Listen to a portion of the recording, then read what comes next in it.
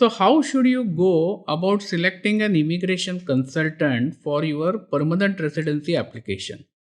So, if you have decided to go for a consultancy firm and not to do it yourself, then avoid these mistakes which I have often seen people committing while selecting the consultant. So, let's move ahead.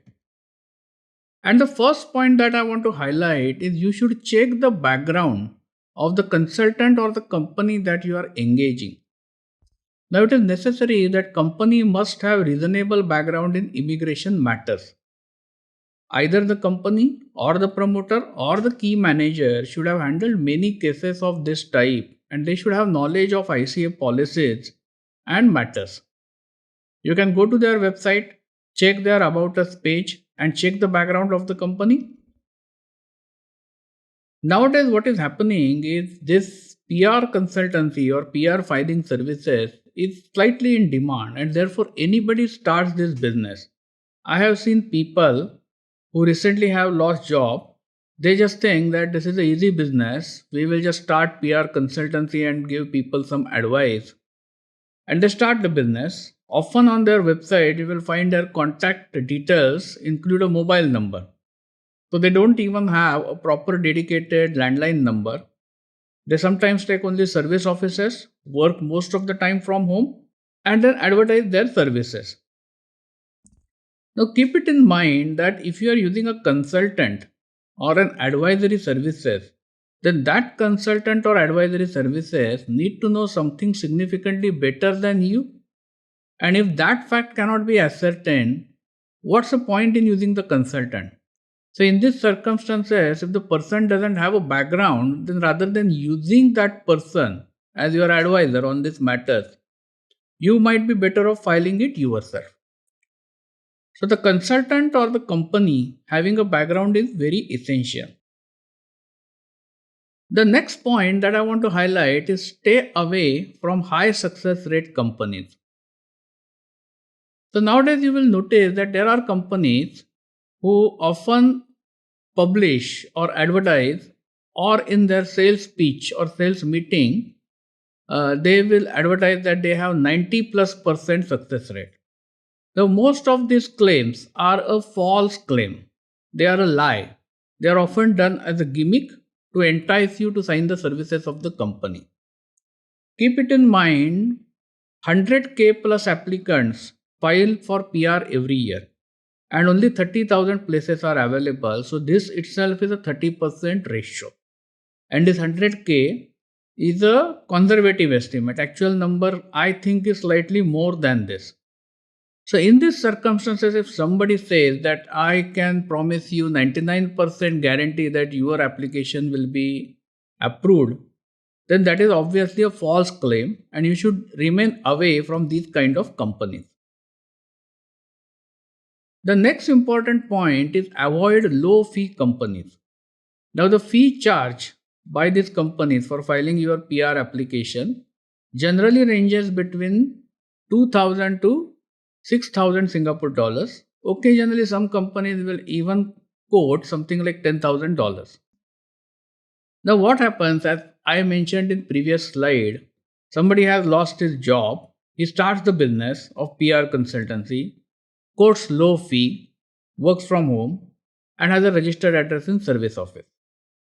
But this person doesn't have any background, and he quotes you 2,200 Singapore dollar by way of fee. But the question is this fee worth or what you get in return for this fees paid is worth? See, basic human nature is always to go for a cheaper or a better price option or negotiate aggressively. So everybody will want to pay low price. That I understand. But then in this case, where it is a consultancy business, advisory, where you are really paying for the knowledge of the consultant, paying a significantly low fee to a person who really doesn't have knowledge is, I don't think, a worth decision. See, when we take the case, there is a significant time spent on your profile, background, and your history in Singapore. And each case is different. So we need to think about it. We need to identify the strong points. We need to take proper calculation about it and then prepare necessary additional documents.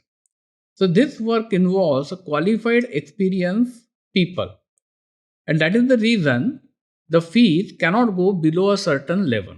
So if you really see low fees, then try to stay away from these companies. What I can say is that low fees coupled with no background in this field is definitely a red flag. Now the next point is signing under pressure. Don't commit this mistake. What happens is you generally contact a company. They will ask you to visit their office for discussion and profile understanding. So the typical point is that we want to understand your profile. When you visit, they will make you a presentation.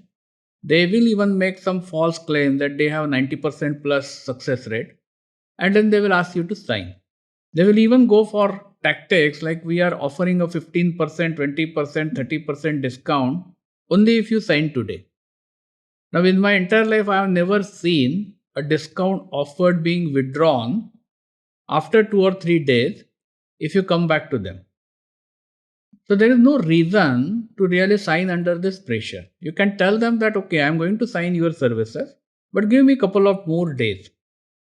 Take your time, do your research, maybe visit some other companies also or talk to them. You might find a better option at a better price. Who knows? The next point is, are you comfortable with the consultant or the company? So when you go to them or maybe you attend a Zoom call, you talk to the consultant. Do you feel comfortable with him? Are the facts presented, plan proposed sensible to you? So this is an important point.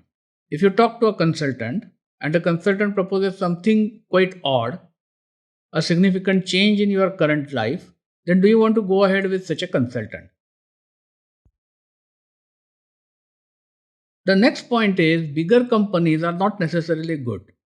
So there are bigger companies who are established and spending significant amount on advertising and promotion. But the services you may get there are not necessarily the best. Oftentimes, junior staff takes care of all these activities.